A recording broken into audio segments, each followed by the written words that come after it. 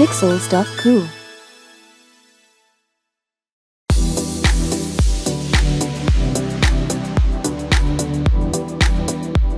Welcome to you. We've already opened Premiere Pro. The software shows a list of the projects you've recently worked on. I'll just click to open Springtime version 1. Let's take a closer look at the timeline. We can literally drag video clips around to reorder them by placing our mouse cursor over them and holding down the left mouse button. Take care not to accidentally drop a clip on top of another. Video editing software generally creates a crossfade when you do this, but instead Premiere Pro trims away the section of the clip underneath the one you're dropping, as you can see. When you're a beginner, this is probably the last thing you want to happen, so take care. You can always undo your last action by going to the Edit menu and clicking on Undo. I'll place the 5 flower clips I'm working with in the order I like best. With these clips, the order isn't very important as we're not telling a story.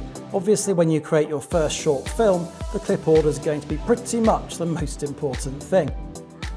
I think that's fine for now. So how do we output a video file from Premiere? Start by going to the File menu, then Export, and click on Media. We checked the sequence settings in the previous explainer and it's set to be Full HD at 30 frames a second. This will be fine for our output video, so we're just going to click the Match Sequence Settings checkbox here. Let's change the output file name to be Springtime version 2 and click on Export. As this is a short video, you shouldn't be waiting too long. If you're using a basic laptop or computer, be aware rendering can give you an opportunity to go and get a coffee. When it's finished, locate the file on your computer and double-click to play it back. Don't forget to make sure you've saved the current version of the project.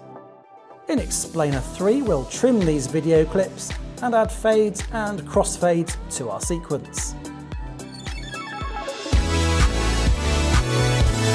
Pixel Stuff Cool.